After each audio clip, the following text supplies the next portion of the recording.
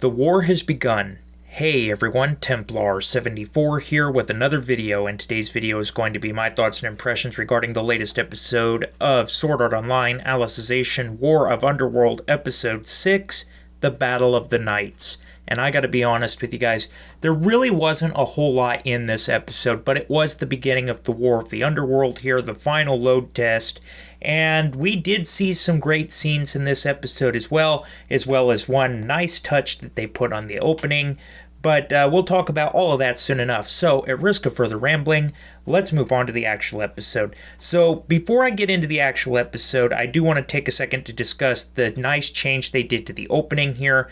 When we get to the cut scene of Stacia entering and diving into the underworld, we get the clip of Sword Art Online Alicization.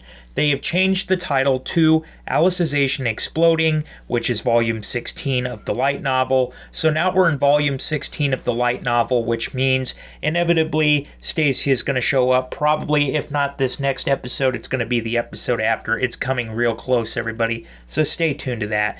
But anyway, so back to the actual episode, though. This episode, in my opinion, was like watching a Crusader movie. That is the closest thing I can equivalent this episode to, was basically watching old movies about the Crusades here. Of course, the Integrity Knights would be like the Knights Templar, and the regular Knights would be the Human Guardian Empire against the Dark Territory forces. It's essentially a crusade here, everybody.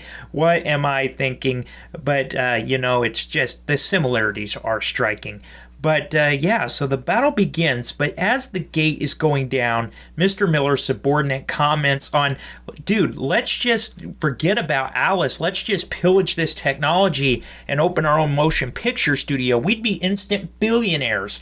And that's when Vector, or Mr. Miller at this point, basically says, well, we can't do that because the only people that would be able to experience this are connected to the STL. So strike that little dream there. They're still going to go after Alice. As the war begins, the gate goes down. The first units, the first guard of the Dark Territory charge in towards the Integrity Knights and the Human Guardian Army. And we got a little bit of their makeup here.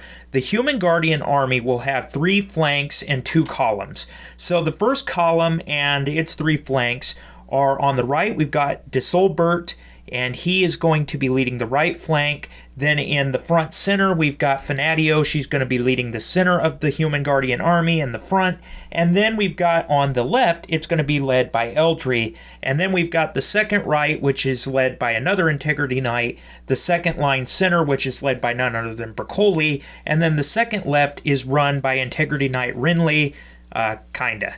We'll talk about that soon enough. And then our favorite Integrity Knight, the gold one, Alice, she is up in the air providing air support and air attack. She's basically the air forces of the Human Guardian Army here on her dragon. But back on the ground where most of the fighting is happening, Fanatio and Desolbert are making initial gains against the Dark Territory using their enhanced armaments here.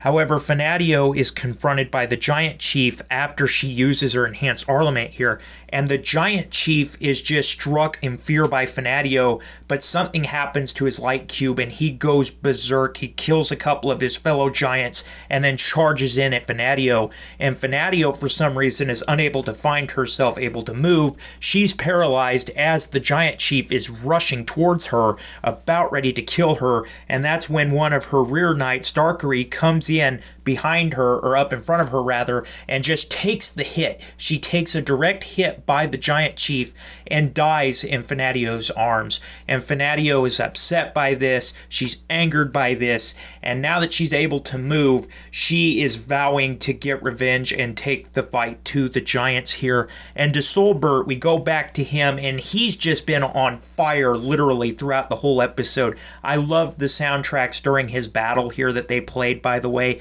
Desolbert is just going after these guys, and he keeps firing arrows after arrows, and he keeps saying to himself, no, I'm not going to give the order to retreat yet. And it's at this time he notices he's out of arrows, and it's at this time the goblins charge in, and they're going to try to kill him.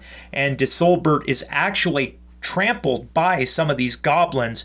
When he raises his sword, he's actually attacked by a bunch of them. He's unable to fight them all off, and they've got him held down. One of the human guardian lieutenants comes up and tries to defend him and is knocked aside. And when the goblin chief turns around to turn his attention to him to finish him off, Desolbert grows enraged that his troops are being threatened, and he actually burns one more time, and he actually does something very overkill. He takes his sword and mounts it into his bow, and he actually fires his sword through his bow at the goblins there, enraged, and it just forms a huge light show on the earth below here.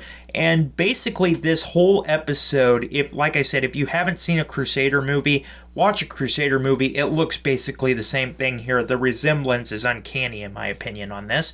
But anyway, we then go to Alice, who's been up in the air watching this whole battle and the screams and aches and moans of the war as all these lights are coming up towards her, and she assures her dragon that it's all right as she begins launching this big light sphere in the sky. She's absorbing all this light into this light sphere, and that's essentially where the episode leaves off, but not before we go back to the supply tents of the Human Guardian Army, where we find Renly, who had run off during the battle, either with fear or something else. He kind of cowers inside the supply tent, and we see him kind of in the fetal position in that tent, unsure of what to do, as Alice is getting ready to do whatever it is she's doing up in the sky as she's bringing all these lights together. And that was essentially the episode. Like I said, not a lot in this episode, but there were some touching moments, some nice touches, and this episode was just the brutality of the final load test, the war of the Underworld. It's just getting really intense here, and that's what this episode was basically meant to show, was just how much of a fight that the Human Guardians are going to put up here, and just what kind of odds they're facing against Vector and the Dark Territory. Although they're making gains, it does not look good for them from here, and that was essentially the premise of the episode. Overall, though, I give this episode a 9 out of 10, because although there wasn't a lot in the episode, the nice touching moments, the feels really put this episode over the top. Desolbert was really the star of this episode, in my opinion. All the battle sequences with Desolbert were just great, in my opinion. I have really no quirks with them at all. But yeah, with that being said, those were my thoughts on the episode. But as always, in the comments section down below, let me know what your guys' thoughts were about this week's episode. Did you love it? Did you hate it? Did you think it was just there? What are your thoughts? Just let me know in the comment section down below, because as always, I enjoy hearing from you. Alright everyone, as always, Templar74 signing off. Have a great day everybody, and I'll talk to you all next time. Goodbye everybody.